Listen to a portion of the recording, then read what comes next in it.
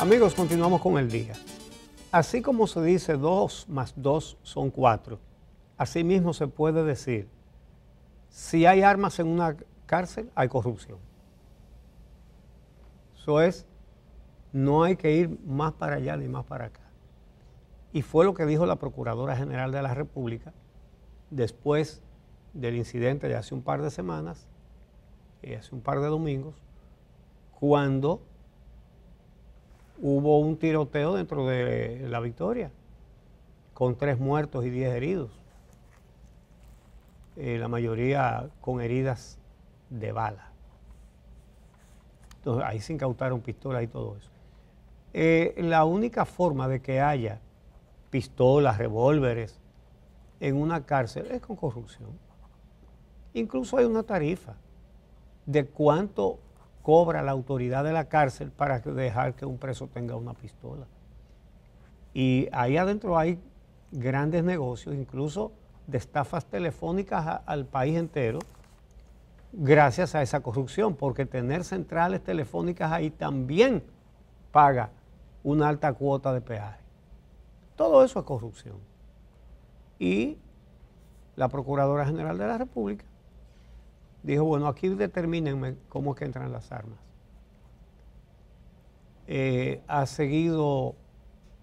Ha continuado la situación. Bueno, atraparon a un policía sacando un arma de La Victoria, haciendo lo contrario, sacándola, porque había que salir corriendo a esconder evidencias.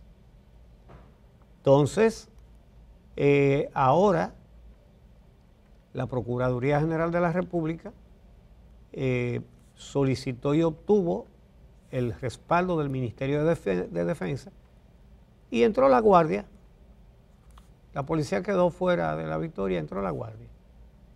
Entonces, a los presos nada más le dejaron colchonetas y dentro de muchas colchonetas encontraron muchísimas cosas. Drogas, dinero, en fin. Y en esas estamos. Vamos a ver esta nota de la periodista Annie Toribio. El operativo que inició a las 4 de la madrugada de hoy fueron ocupadas distintas armas blancas caseras, un revólver y otros objetos. Esa es la garantía que el Estado, a través de la Procuraduría General de la República, ha tenido.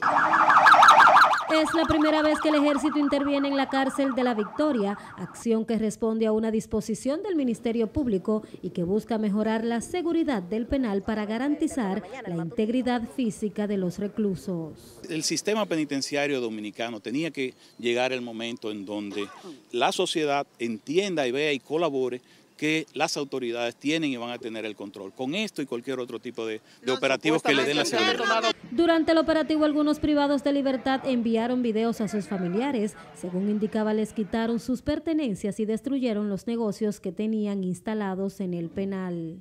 De que le están partiendo su cama, le están partiendo sus televisores y sus ollas donde hacen sus alimentos. Lo que ellos pueden provocar con estas acciones es un motín y que la cosa se empeore. La operación se mantendrá en vigencia hasta requisar por completo el recinto penitenciario, que alberga más de 7,000 privados de libertad, lo que ha afectado el desenvolvimiento de los residentes de la zona, quienes hoy presentaron dificultad para entrar y salir de sus viviendas. Se recuerda que luego de una trifulca el pasado 16 de enero entre dos bandos contrarios que se disputaban el control de uno de los pabellones, las autoridades ocuparon más de 20 teléfonos celulares, 3 routers, 85 armas blancas de fabricación casera, un arma de fuego y una alta cantidad de dinero en efectivo. Para Telenoticias, Annie Toribio. Bueno, es difícil manejar eso. Todo eso sucede en las cárceles dominicanas y es hora de acabar con eso.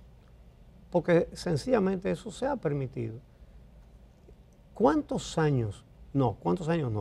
décadas hace que aquí se está anunciando que van a bloquear los celulares? Como integrante del Patronato Nacional Penitenciario, entidad en la que me honro de participar, fuimos varios miembros de esa entidad. Eso es una entidad de la sociedad civil. para colaborar con las autoridades en el propósito de hacer un régimen penitenciario más justo, respetuoso de los derechos humanos y donde no haya corrupción, obviamente. Entonces, visitamos varios centros penitenciarios de Chile.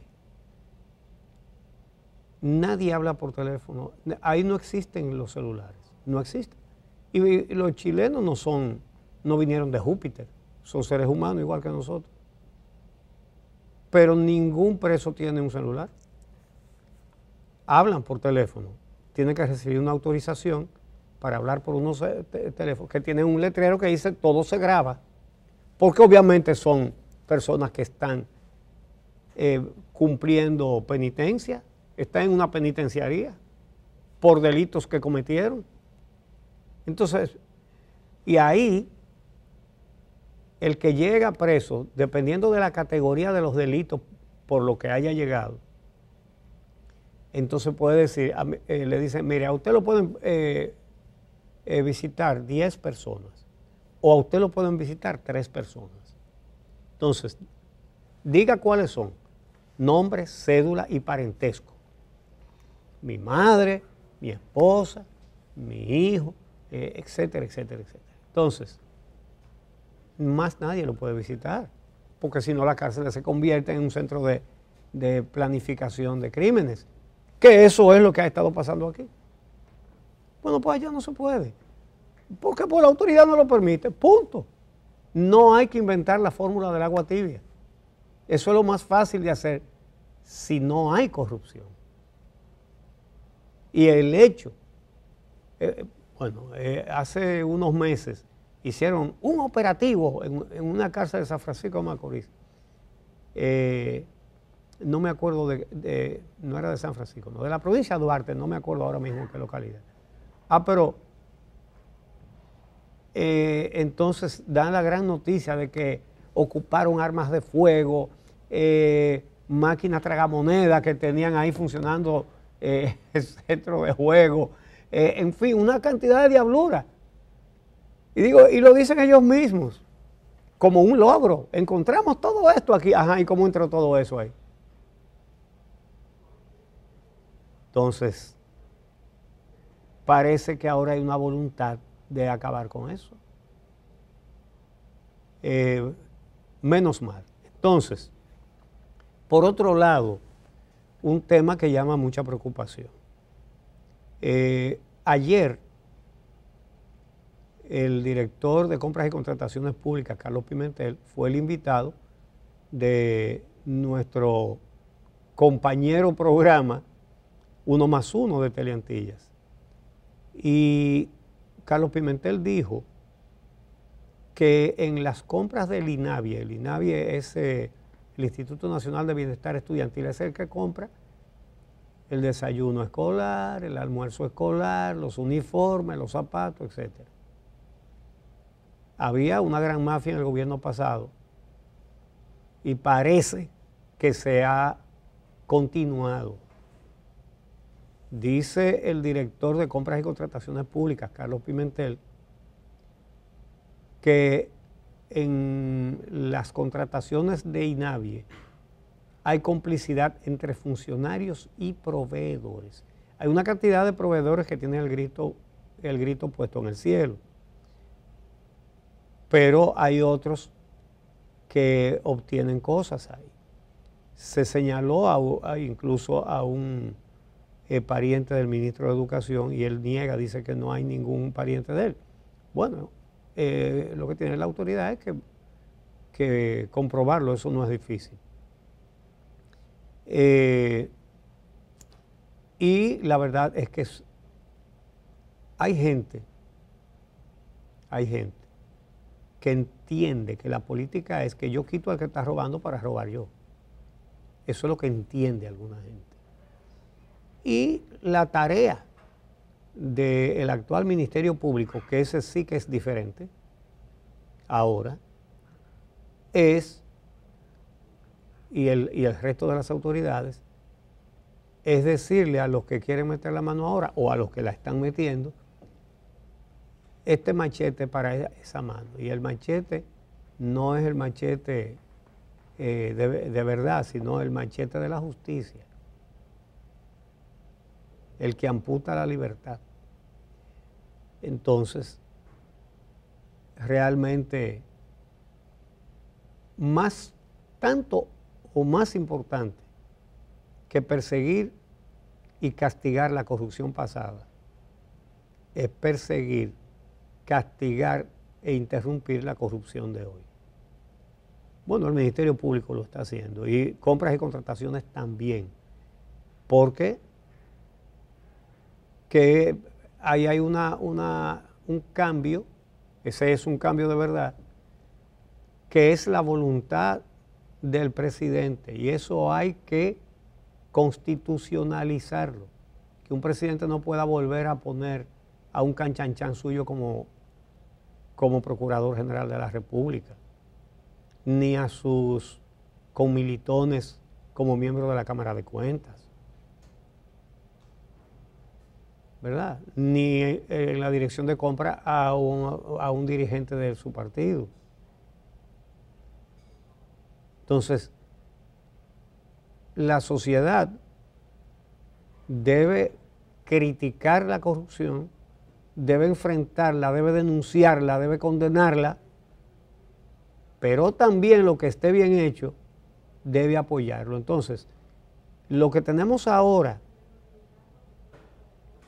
un Ministerio Público independiente, una Cámara de Cuentas independiente, una Junta Central Electoral independiente, un Tribunal Superior Electoral independiente, todo lo contrario de lo de antes. Si lo apreciamos, entonces tenemos que abogar porque eso sea establecido en la Constitución. Porque mañana viene y gana la presidencia Píndaro de la Cruz y pone a un socio suyo de procurador, pone a su canchanchana en la Cámara de Cuentas y se hunde otra vez esto en la peor corrupción que ya la hemos padecido. Por otro lado, y otra cosa que está funcionando mal,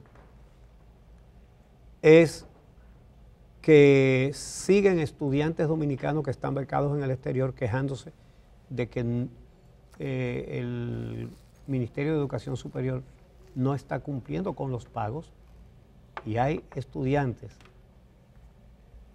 con becas bien ganadas y bien aprovechadas que se ven en la necesidad, desgraciadamente, de abandonar estudios que van de forma exitosa fuera del país. Entonces, el Ministerio de Educación Superior debe explicar esta situación y no hacer promesas de que eso ya se está preparando el pago y el mes que viene, no. Todo eso tiene que ser puesto al día porque hay jóvenes que pusieron todas sus esperanzas en eso, que más bien son las esperanzas de la sociedad para que haya una justicia social en el sentido de que el hijo de la señora que vive de lavar y planchar tenga la misma oportunidad que el hijo de un eminente médico o de un profesional de la construcción o lo que sea, y que pueda venir a aportarle a su país. Hay que intervenir en ese tema. Bien, señores, entonces tenemos una denuncia de Edith. ¿Podemos hacer la pausa o prefieres hacerlo ahora, Edith? La productora, sí, vamos a hacerla rapidita. Pues vamos a hacerlo ahora, porque luego tenemos al jurista Olivo Rodríguez, con quien hablaremos de fideicomiso. Sí, y más adelante Cristóbal Rodríguez también. Por eso, entonces voy a ser un poco breve en lo más posible, y mañana vamos a abundarlo un poco más. Hace poco salió una información que los medios no le dieron mayor relevancia. Eso ocurrió en la zona sur del país, en Montecristi, en una comunidad campesina de Montecristi, en Oaxaca, Guayubín, donde un hombre mató a un niño de 11 años de edad e hirió de gravedad a su suegra. Entonces, la información salió sin más, decía que este hombre había estado preso por violencia en perjuicio de la víctima y que un juzgado le varió la medida de coerción le dio la libertad y después de, ese es él, de variar esa libertad, pues entonces ya ustedes ven. El Ministerio Público se opuso a que le dieran la libertad, ¿verdad? Sí, pueden venir conmigo, por favor, para decirle, él es Ramón Leonardo Capellán Cruz, alias Bozo, 43 años. Ramón Leonardo Capellán Cruz, alias Bozo, de 43 años, residente en Atillo Palma de Montecristi. Él fue arrestado 19 meses atrás de su puesta en libertad cuando acudió con un puñal a agredir a su expareja, que ya había amenazado de muerte varias veces, en un hospital. Como el incidente se produjo en el hospital y él trató de matarla en el hospital, el capitán que estaba ahí como supervisor, un capitán de la policía, lo arrestó. Entonces fue arrestado ahí en ese lugar. Había amenazado varias veces a su expareja.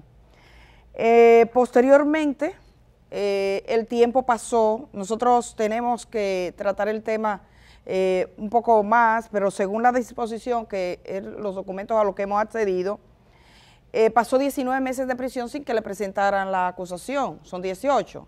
Entonces, el abogado, que es un abogado de la Defensoría Pública.